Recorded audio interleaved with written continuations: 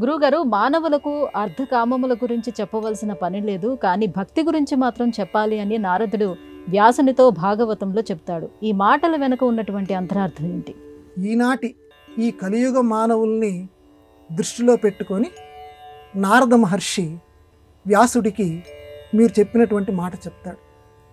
లోకంలో మానవులకి డబ్బుని గురించి, కోరికని గురించి చెప్పనక్కర్లేదు.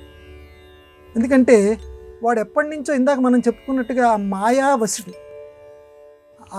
ఆ మాయకి అజ్ఞానం అనే దానికి ఎప్పుడు వాడు వశుడైపోయి ఉంటాడు. కాబట్టి అజ్ఞానంలో ఉన్నటువంటి వాడే ఎప్పుడూ కూడా అర్థం మీద, కోరికల మీద వ్యామోహపడుతూ ఉంటాడు. కాబట్టి వాడికి ప్రత్యేకంగా చెప్పనక్కర్లా. దీనికి పెద్దవాళ్ళు తమాషాగా చెప్పారు. ఒక 70 ఏళ్ల వయస్సు కలిగినటువంటి ఒక ముసలివాడిని చక్కగా ఆయన మంచి పట్టు పంచ కట్టుకొని చాలా అందంగా అలంకరణ చేసుకొని వచ్చాడు.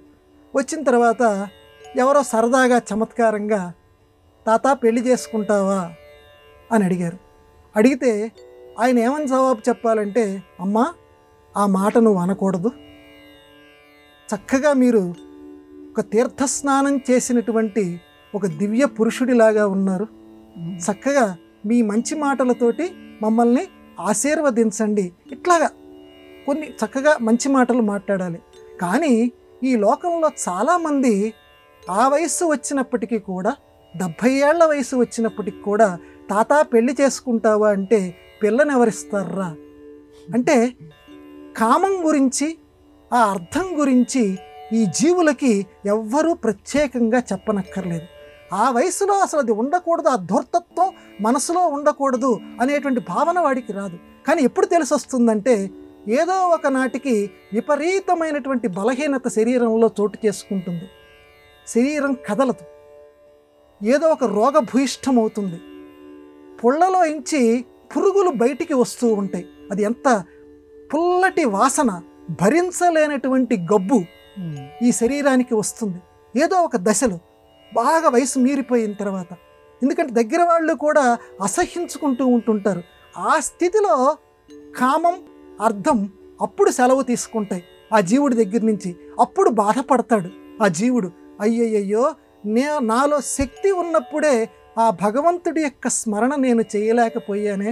అప్పుడు కూడా ఇంత వయసు వచ్చినా కూడా నేను వాళ్ళ మాటల్ని అరికట్టకుండా, మంచి మాటలు చెప్పకుండా ఇంకా ఏమిటని చెప్పి నేను ఇలా అన్నానే, అయ్యయ్యో నా మనస్సు అప్పుడే ఎందుకు అలా వెళ్ళిపోలేదు అని అప్పుడు బాధపడతాడు. కానీ ప్రయోజనం ఏముంది?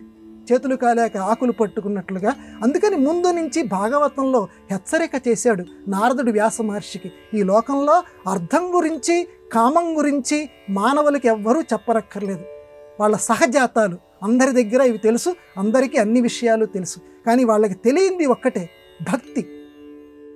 భక్తి మనస్సులో ఎలా పాదుకోవాలో, దాన్ని ఎలా నిలుపుకోవాలో ఈ లోకంలో చాలామంది మానవులకి తెలియదు. వాళ్ళల్లో భక్తిని ఎలా పెంచు.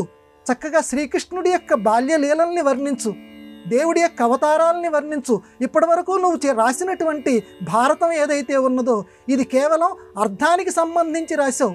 కామానికి సంబంధించేమో వాల్మీకి మహర్షి రామాయణం రాశాడు. భక్తికి సంబంధించి ఒక సమగ్రమైనటువంటి గ్రంథం లోకంలో రాలా.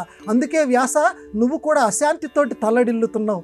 భక్తికి నిలయంగా భక్త్యా భాగవతం జ్ఞేయం నా ఉత్పత్త్యా నా టీకయా అంటారు. భాగవతం నీకు అర్థం కావాలి అని అంటే భక్తితోటే తెలుసుకోవాలట.